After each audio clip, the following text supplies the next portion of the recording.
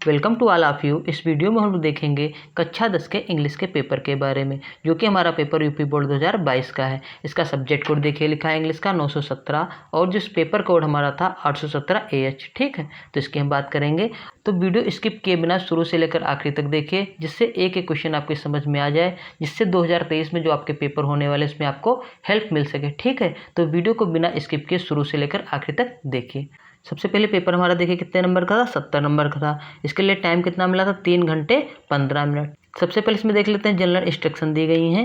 Paper को 15 minute पढ़ने के लिए हमें टाइम दिया गया है, पहली इंस्ट्रक्शन है। दूसरी इंस्ट्रक्शन इसमें दी गई है कि हमारा जो पेपर है वो A, B, C और D में डिवाइड है। ठीक है, उसके बाद हमें दिया गया है all question from all section are compulsory. सारे जो प्रश्न हैं सारे सेक्शनों से अनिवार्य रूप से करना है। Marks are indicated against the each question और read the question very carefully before you start answering them.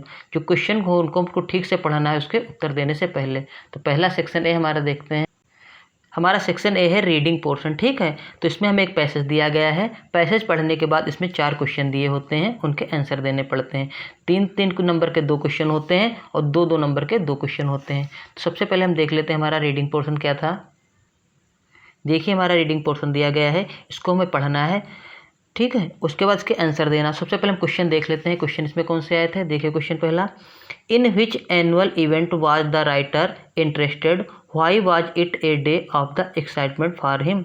इसका मतलब है किस वार्षिक जो इवेंट होता है, उत्सव आता है, उसमें राइटर इंटरेस्टेड था। Why was it a day of the excitement for him, जो वह इवेंट आता है वो राइटर के लिए क्यों एक्साइटमेंट था, ये आपको बताना है। तो जब आप पैसेज पढ़ेंगे तो इसमें देखिए इसमें आपको आंसर मिल जाएगा। यहाँ पर देखिए, I was interested in one of annual event, ये राइटर कह रहा है, in which I played a central part the celebration of the anniversary of my birth. ठीक है, तो यहाँ पर आपको लिख देना है आई की जगह पर he was interested in one annual event. वो किस में इंटरेस्टेड थे, एक इवेंट होता था साल में जिसमें he played the central part. यहाँ पर क्या लिख देंगे, ही अपने आंसर में, he played the central part the celebration of the anniversary of my birth. और वो इवेंट कौन सा होता था, celebration of the anniversary of my birth. यहाँ माई की बदले क्या लिख देंगे, हिज।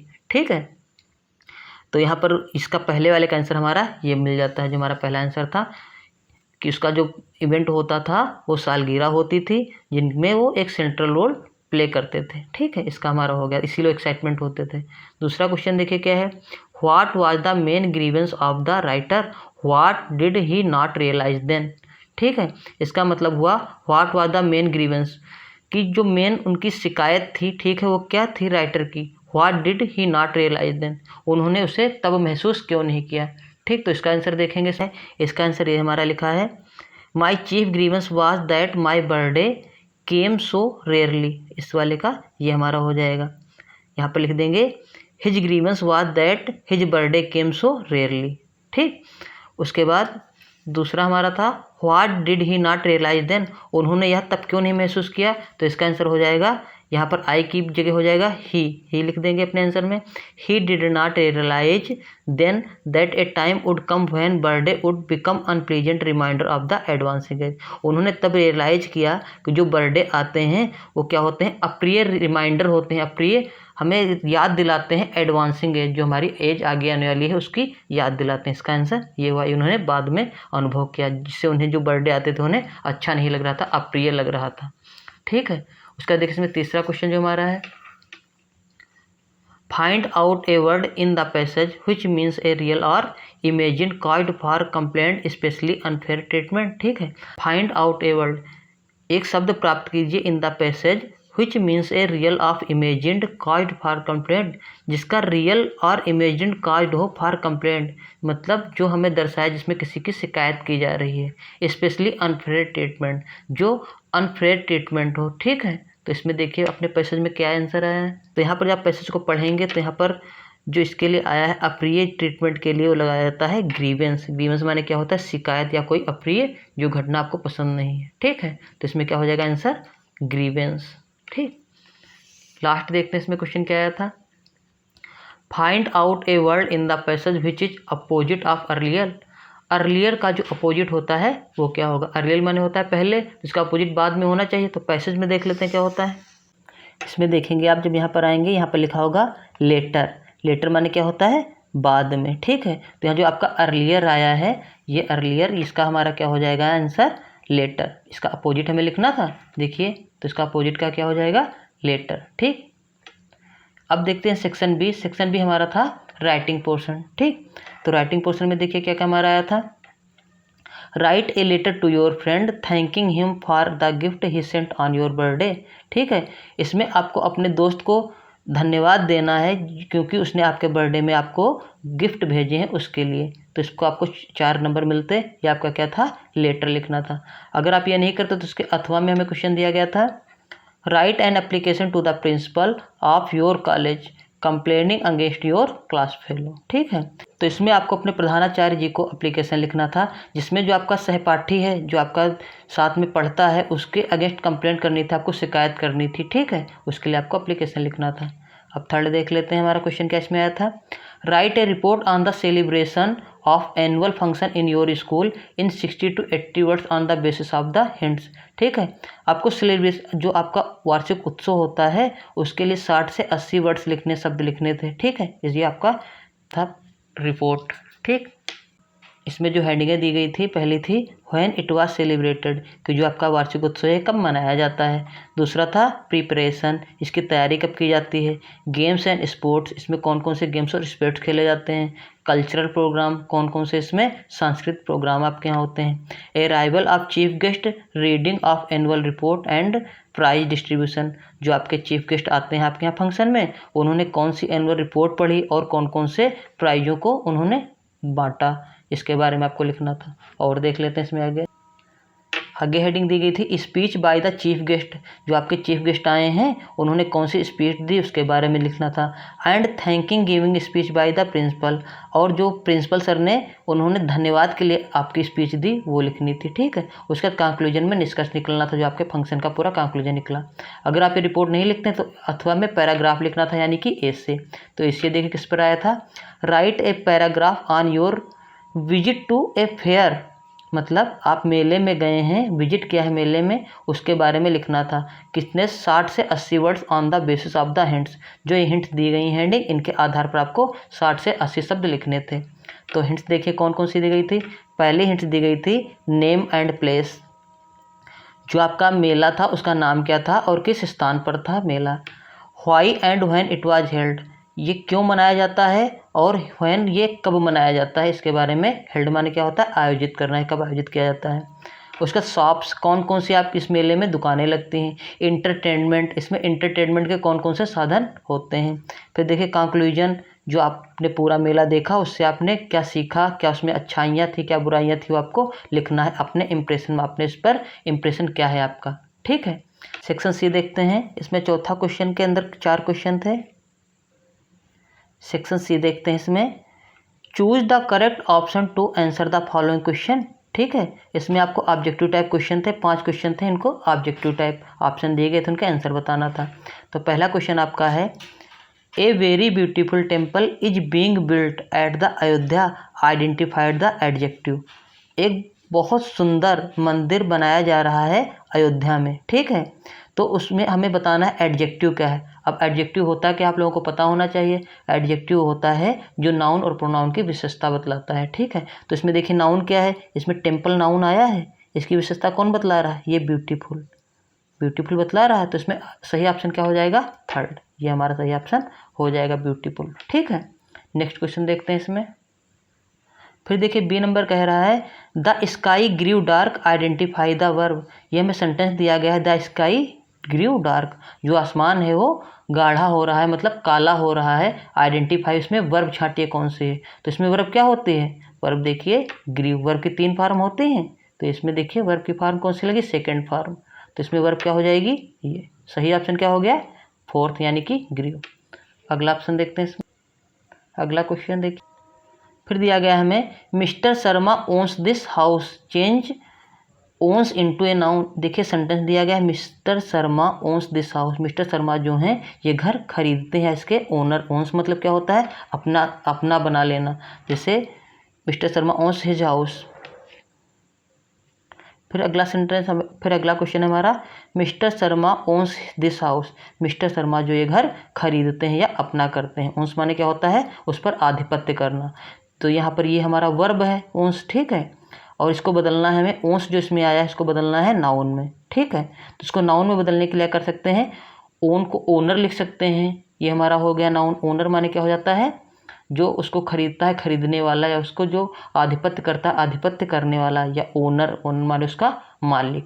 तो इसका हम आंसर सही क्या हो जाएगा, ओनर, OWNER, ठीक है।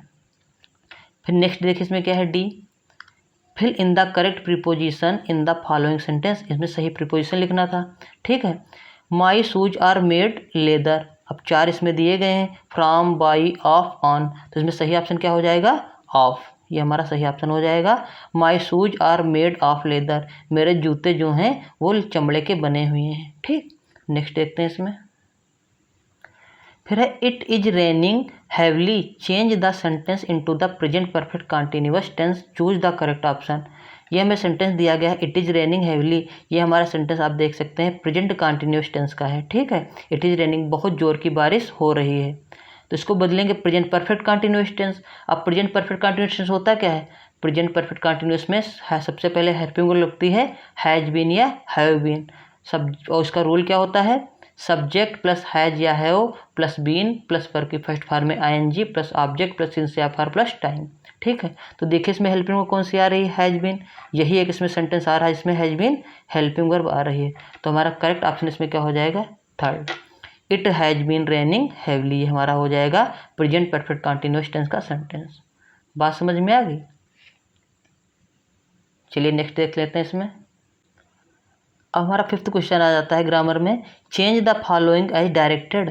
जैसे इसमें ब्रैकेट के अंदर दिया गया है जो सेंटेंस के अंदर, इस सेंटेंस को उसमें चेंज करना है, ठीक है, जो इसमें डायरेक्शन दिया गया है। जैसे पहला सेंटेंस दिया गया है, do you know the way to the station, question mark. उसके बाद दिया गया आई सेड टू अंकित, और ब्रैकेट में लिखा है चेंज इनटू इनडायरेक्ट, ठीक है। तो इस सेंटेंस को, इसको डायरेक्ट हमें किस में चेंज करना है, इनडायरेक्ट में, ठीक। तो डायरेक्ट इनडायरेक्ट आपने पढ़ा ही होगा, उस तरीके से इसको चेंज करना है। तो चलिए चेंज कर लेते हैं। सबसे पहले देखिए इसमें सबसे पहले देखिए हमारा जो ये सेंटेंस दिया गया है ये इंट्रोगेटिव सेंटेंस है, ठीक है। और इंट्रोगेटिव सेंटेंस तो देखिए ये हमारा हो गया रिपोर्टिंग स्पीच, और ये रिपोर्टेड स्पीच हो गई जो ब्रैकेट के अंदर है। तो रिपोर्टेड स्पीच में जो हमारा सेंटेंस स्टार्ट है वो डू से स्टार्ट है, यानी कि हेल्पिंग वर्ब से स्टार्ट है। यानी कि इसमें इंट्रोगेटिव का सेंटेंस लगाएंगे जो हेल्पिंग वर्ब से स्टार्ट होता है। तो बनाएंगे कैसे इसको, सबसे पहले बन जाएगा आई आस्क्ड अंकित, ठीक है। आई आस्क्ड अंकित, यहाँ सेड टू की जगह क्या लग जाता है, आस्क्ड हमने लगा दिया। उसके बाद ये कामा इनवर्टेड कामा हट जाता है, इसकी बदले हम क्या लिख लेंगे, इफ़, ठीक। उसके बाद ये सेंटेंस आप पढ़ेंगे तो सेंटेंस देखेंगे हमारा दिया गया है प्रेजेंट इंडेफिनिट टेंस का। तो इसमें रूल होता है जो प्रेजेंट इंडेफिनिट हो किसमें चेंज हो जाता है, पास्ट इंडेफिनिट में। तो इसको सिंपल सेंटेंस की तरह लिखेंगे और बनाएंगे। तो यू को चेंज करेंगे, पहले यू देखिए सेकंड पर्सन का प्रोनाउन है, ऑब्जेक्ट से चेंज करेंगे। ऑब्जेक्ट यहाँ पर अंकित है तो अंकित के लिए क्या लिख लेंगे, ही, इफ़ ही। उसके बाद वर्ब, वर्ब देखिए अब हमें पास्ट इंडेफिनिट में बनाना है सेंटेंस, तो क्या हो जाएगा, new, second form knew the way of the station, new new. उसके बाद द वे टू द, ये कैसे बन जाएगा, यहाँ पर जो सेड टू है उसकी जगह क्या आ जाएगा, आस्क्ड। तो आई आस्क्ड अंकित। उसके बाद जो ये क्वेश्चन जो कामा इन्वर्टेड कामा इसकी जगह लग जाएगा इफ़। उसके बाद यू को चेंज कर लेंगे अंकित से, तो अंकित की जगह क्या लिख देंगे, ही, क्योंकि थर्ड पर्सन का प्रोनाउन है। उसका जो हमारा सेंटेंस था ये do you know the way to the station, ये हमारा था प्रेजेंट इंडेफिनिट। तो इसको चेंज कर लेंगे पास्ट इंडेफिनिट में, सिंपल सेंटेंस की तरह बना लेंगे। तो ये बन जाएगा ही, उसके बाद वर्ब की second form knew the way to the station, ठीक है। तो ये हमारा इनडायरेक्ट बन जाएगा I asked Ankit if he knew the way to the station, ठीक है। बी ही देखिए हमारा है the mouse ate the corn, चूहे ने कॉर्न खाया। इसको बनाएंगे पैसिव में। तो देखिए हमारा जो सेंटेंस दिया गया है पास्ट इंडेफिनिट टेंस का दिया गया है, इसको पैसिव में कैसे बनाते हैं, इसका रूल क्या होता है, पहले ऑब्जेक्ट फिर वाज या वेयर, उसके बाद वर्ब की थर्ड फॉर्म, उसके बाद बाई, फिर सब्जेक्ट का ऑब्जेक्ट चेंज कर लेते हैं। तो देखते हैं कैसे बनेगा, हम बताते हैं आपको। सबसे पहले ऑब्जेक्ट लिख लेते हैं। ऑब्जेक्ट क्या है, द कॉर्न। तो हो जाएगा द कॉर्न, उसके बाद वाज लगाएंगे इसमें, फिर वर्ब की थर्ड फॉर्म, तो एट का क्या हो जाएगा इसमें ईटेन, फिर उसके बाद बाई, उसका सब्जेक्ट को बना देंगे ऑब्जेक्ट, तो क्या हो जाएगा बाई द माउस। ठीक है, तो ये हमारा सेंटेंस बन जाएगा पैसिव वॉइस में, the corn was eaten by mouse. ठीक है, इस तरीके से पैसिव वॉइस में चेंज हो जाएगा। नेक्स्ट देखते हैं।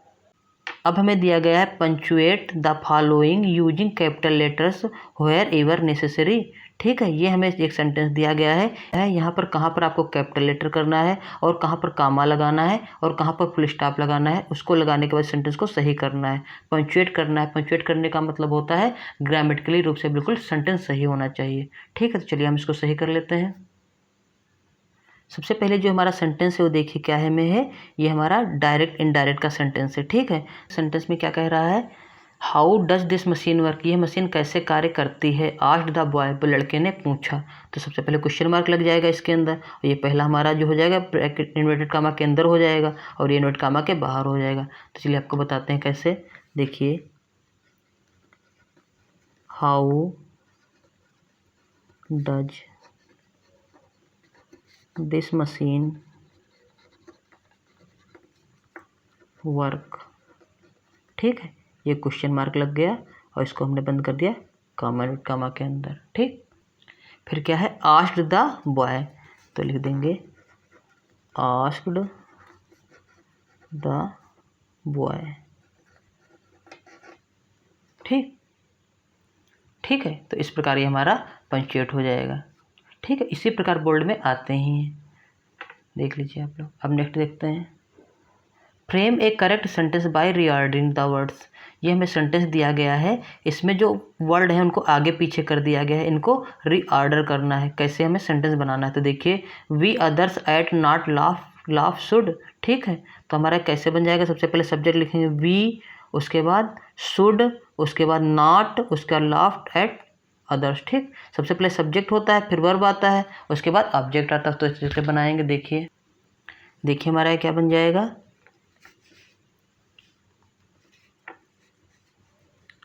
वी, ये हमने सब्जेक्ट लिख लिया, उसके बाद शुड, उसके बाद नॉट, उसके बाद वर्ब लिख लेंगे लाफ, उसके बाद एट, उसके बाद अदर्स। ठीक है, तो इसका हमारा बन जाएगा we should not laugh at others. ठीक है, देख लीजिए। चलिए नेक्स्ट देखते हैं। फिर दिया गया है complete the spelling of the following words. जो हमें वर्ड दिया गया इसकी स्पेलिंग कंप्लीट करना है। तो आप देखिए, आपको देखकर ही लग रहा है स्पेलिंग काहे की दी गई है, हाइट की। ठीक है, तो हाइट की स्पेलिंग क्या होती है, HEIGHT। ठीक है, तो यहाँ पर आई आपको भरना था और लास्ट में टी भरना था। ये आपकी हाइट की ऊंचाई, हाइट मीन्स क्या होता है, ऊंचाई। ये हाइट की आपकी स्पेलिंग होती है। ठीक, नेक्स्ट देख लेते हैं इसमें। फिर आपको देखिए, इसमें दिया गया था 6th question, translate the following into English. जो हमारा एक पैसेज दिया गया, इसको इंग्लिश में चेंज करना था। तो क्या पैसेज आया था, नगर भ्रमण के दौरान राजकुमार सिद्धार्थ ने एक वृद्ध, एक बीमार तथा एक शव को देखा। उनका हृदय दुख से भर गया। उन्होंने निश्चय किया कि वह लोगों को इस दुख से निकालने का कोई रास्ता ढूंढेंगे। उन्होंने एक रात चुपके से राजमहल छोड़ दिया। गहन चिंतन के पश्चात उनको इसका समाधान मिल गया और वे गौतम बुद्ध के नाम से जाने लगे। ठीक है, तो इसको आपको इंग्लिश में ट्रांसलेट करना है। हम आपको नेक्स्ट वीडियो में जो ट्रांसलेशन है इसमें का जो भी पोर्शन आप कमेंट कर हमें बताएंगे, उसका आपको सोल्यूशन हम दे देंगे। अगर इस वीडियो में हम सबका सोल्यूशन बनाएंगे तो वीडियो बहुत ज़्यादा लंबी हो जाएगी। ठीक है, तो चलिए इसमें पेपर देख लेते हैं क्या क्या आया था, और जो बताने वाले हैं छोटे छोटे क्वेश्चन को हम इसमें हल कर लेते हैं, और बाकी आप कमेंट करके बताना, हम इसमें की एक एक चीज़ आपको हल करवा देंगे। ठीक, फिर देखिए सेक्शन डी हमारा है, read the following passage and answer the question below. ठीक है, फिर में पैसेज दिया गया हमारी प्रोच की बुक का, it is really getting bad now. इसके जब आप पढ़ेंगे उसके बाद इसमें से क्वेश्चन नीचे दिए गए हैं। देखिए, it did not pass quickly, what does the world it refers. ठीक है, जब पैसेज पढ़ेंगे तो पैसेज हमारा दिया गया है लेटर टू गॉड का, उसके बाद इसमें से क्वेश्चन आपको छांट लेने हैं। ठीक, उसका इसमें जो क्वेश्चन दिए गए हैं उसके आंसर आपको छांट लेने हैं। ठीक है, तो हम आपको क्वेश्चन बता रहे हैं कैसे छांटा जाएगा। एक question, it did not pass quickly, what does the word it refers. यह जल्दी नहीं गुजर रहा था। व्हाट डज वर्ड रिफर्स, ये इसमें जो इट है वो क्या दर्शाता है। तो देखिए यहाँ पर पैसेज पढ़ेंगे जब, it really getting bad now exclaimed the man, I hope it pass quickly, it did not pass quickly. ठीक है, मैंने आशा की थी वो जल्दी गुजर जाएगा लेकिन यह जल्दी नहीं गुजरा। For an hours the hail rained, ये क्या दिया गया, हेल के लिए, हेल मीन जो ओले पड़ रहे थे उसके लिए इट यूज किया गया है। ठीक, तो इट किसके लिए यूज किया गया यहाँ पर, हेल के लिए। इसी प्रकार देखिए बी क्वेश्चन है, why was Lencho said, what did ही से टू हिज सन, लेंचो क्यों दुखी था, उसने अपने पुत्रों से क्या कहा। तो यहाँ पर आप देखेंगे इसका आंसर मिल जाएगा। The corn was totally destroyed, the flower were gone from the plant, जो उसकी पूरी फसल थी वो खत्म हो गई थी, बर्बाद हो गई थी। The flower were gone from the plant, जो फूल थे वो पौधों से जा चुके थे, इसीलिए लेंचो की आत्मा बहुत ज़्यादा दुखी थी और उसने अपने पुत्रों से क्या कहा, ये दिया गया है, and said to his sons, a plague of locust would have left more than this. ठीक है, चलिए और देख लेते हैं क्वेश्चन कौन से थे। फिर हमारा क्वेश्चन नंबर आ जाता है 8, answer any one of the following question in the above 60 words. ठीक है, ये हमारा 4 नंबर का क्वेश्चन था। Who was Nelson Mandela, what ideas did he sent out of the future of south Africa in his inauguration speech. ठीक, इसमें से आपको एक करना था। उसका देखिए क्या था, why does the bus conductor call Valli as madam, explain with example. ठीक, इसमें से हमको एक करना था। फिर 9th क्वेश्चन देखिए क्या दिया गया था, answer any two of the following question in the above 25, इसमें से 2 क्वेश्चन दिए गए, 2 क्वेश्चन करने गए थे 25 वर्ड में। पहला क्वेश्चन था, what promote Anne Frank to keep a diary, what name did she give to it. ठीक है, जो हमारी एनी फ्रैंक थी वो डायरी प्रमोट किया था रखने के लिए, तो उस डायरी, उन्होंने डायरी को what did she give to it, उन्होंने इस डायरी को क्या नाम दिया। ठीक है, जो उन्होंने डायरी प्रमोट की गई थी रखने के लिए, उन्होंने इस डायरी को क्या नाम दिया, इसका आंसर देना था। What do the words pader and कबाई stand for the lines A biker from Goa, ये आप पढ़ेंगे तो उसमें दिया होगा, इसका आंसर आपको लिखना है। What is Coorg famous for, Coorg किस लिए फेमस था ये आपको बताना, इसमें से सिर्फ 2 करने थे। फिर मैचिंग लिस्ट आ जाती है, इसमें से इसको मिलान करना था। सबसे पहले देखिए कंट्रेरी, कंट्रेरी का क्या हो जाता है यहाँ पर, अपोजिट, ये का किससे मिला देंगे, ये हमारा हो जाएगा इससे। ठीक, उसका देखिए एब्सोल्युटली, एब्सोल्युटली का हो जाता है कंप्लीटली, उसका बाद होता है एडेड, एडेड का हो जाएगा सेड फर्दर। बात समझ में आ गई। चलिए नेक्स्ट देखते हैं इसमें। फिर हमारा 11 नंबर क्वेश्चन था, read the following piece of the poetry and answer of the given below, ये स्टेंजा हमें दिया गया था, इसको पढ़ना था। उसके बाद इसमें से क्वेश्चन दिए गए थे, देखिए 2-2 नंबर के 4 नंबर क्वेश्चन आए थे, ये लिखना था। पहला क्वेश्चन देखिए क्या दिया गया है, write the title of the poem from which the given piece of the poetry has been taken, who has composed of this poem. ये क्वेश्चन आपको हर बार मिलेगा, 2023 का पेपर होगा उसमें भी आएगा। स्टेंजा दिया होगा, उसका दिया होगा कि जो पोएम है, इस पोएम का नाम लिखिए, कहाँ से स्टेंजा किस पोएम से लिया गया और इसके राइटर का नाम लिखिए। तो जनरली आपको जो पोएम थी, ये उस लाइन, उस पोएम का नाम लिखना है जहाँ से लाइनें ली गई और राइटर का नाम, ये आपको याद करना पड़ेगा। उसका दूसरा दिया गया है, what does Amanda wish for in the above stanza and why, ये आप इसको पढ़ेंगे तो इसमें से इसका आंसर निकल आएगा। फिर देखिए 12 नंबर क्वेश्चन हमारा है, write the central idea of any one of the following poems. इसमें से आपको 2 दिए गए थे पोएम्स, इसमें से सेंट्रल आइडिया लिखना था। ठीक, या तो अगर आप सेंट्रल आइडिया ना लिखना चाहें तो इसके लिए अथवा में क्वेश्चन दिया गया था, right 4 lines from one of the poems given in the your text book, do not copy out the lines given in the question paper. अगर आप सेंट्रल आइडिया नहीं लिखना चाहते तो इसकी जगह पर क्या लिखना था आपको,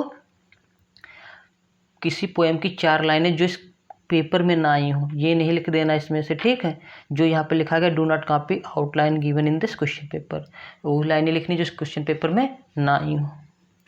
फिर 13 नंबर क्वेश्चन देखिए क्या दिया गया है, answer any 2 of the following question in the above 25 each. तो देखिए इसमें क्या दिया गया है, पहला 2 क्वेश्चन सिर्फ इसमें करने थे और 25 वर्ड में करने थे। Hari Singh had stolen the largest amount of his life, then why did he choose go back to Anil in the end. ठीक है, इसका आपको क्वेश्चन का आंसर देना था। फिर देखिए इसका बी नंबर था, who was Griffin, what had he discovered, Griffin कौन था, उसने क्या खोजा। ठीक है, इसके बारे में आपको लिखना था। फिर अगला क्वेश्चन था, why did Bholi at first agree to an unequal match, why did she later reject the marriage. ठीक है, इसका आंसर आपको लिखना था। इसमें से 2 क्वेश्चन करने थे। फिर देखिए 14 नंबर हमारा है, answer any one of the following question in the about 60 words में सबको 60 नंबर का देना, सिर्फ एक क्वेश्चन करना था। Mister Pumphrey was responsible for the Tricki's poor condition, write the reasons in detail. इसके रीजन आपको डिटेल में लिखना है। Give a character sketch of Matilda Loisel. इस मटिल्डा जो लोइसेल थी इसका आपको कैरेक्टर चरित्र चित्रण लिखना था पूरा। 15 नंबर क्वेश्चन देख लेते हैं। Point of the true and falls in the following question में सही और गलत आपको ऑप्शन चूज करने थे। मोनारच इज काइंड ऑफ बटरफ्लाई, मोनारच जो था वो दयालु प्रकार की बटरफ्लाई थी, ये हमारा ऑप्शन क्या हो जाएगा, गलत। ठीक है। At the end Griffin was caught by the constable, अंत में ग्रिफिन जो था कांस्टेबल के द्वारा पकड़ लिया गया, ये भी हमारा हो जाएगा गलत, तो पकड़ा नहीं गया था। अगला देखिए 15 का B, select the most suitable alternative to the complete the following sentence statement. ठीक, तो देखिए क्या इसमें, encourage imbibed in interest in learning, तो इसमें क्या हो जाएगा, इब्राइड को किसने इनकरेज किया था पढ़ने के लिए इन, ठीक, तो इसमें हो जाएगा हिज मदर। दूसरा ऑप्शन क्या हो जाएगा, हिज मदर सही ऑप्शन है। अगला देखते हैं इसमें, the tehsildar told Ramlal to, क्या टोल्ड राम ने उन्हें कहा था, send his daughter to school, कि अपनी पुत्री को स्कूल भेजें, ये किसने कहा था, तहसीलदार टोल्ड टू रामलाल। ठीक, तहसीलदार टोल्ड रामलाल से कहा था to send his daughter to school. ठीक है, इसके साथ में हमारा पूरा टोटल पेपर कंप्लीट हो जाता है। इस प्रकार जो हमारा पेपर था ये 2022 का पेपर आया था, जो कक्षा 10 का आया था, बहुत इजी पेपर आया था। सेम पैटर्न का पेपर आपका 2023 में भी आएगा। ठीक, अगर इसमें जो कुछ जैसे आपकी स्टोरी रह गई है और भी जो क्वेश्चन रह गए आपको प्रॉब्लम है अगर जो, उसके लिए आपको नेक्स्ट वीडियो में उसका सोल्यूशन मिल जाएगा। आपको करना क्या है, वीडियो को ज़्यादा से ज़्यादा लाइक करना है और आपको कमेंट करके बताना है कि इस पेपर में आपको कौन सा और सोल्यूशन चाहिए। ठीक, अगर आपको वीडियो अच्छा लगा तो वीडियो को लाइक कर लीजिए और अगर अभी तक चैनल को सब्सक्राइब नहीं किया तो चैनल को सब्सक्राइब कर लीजिए।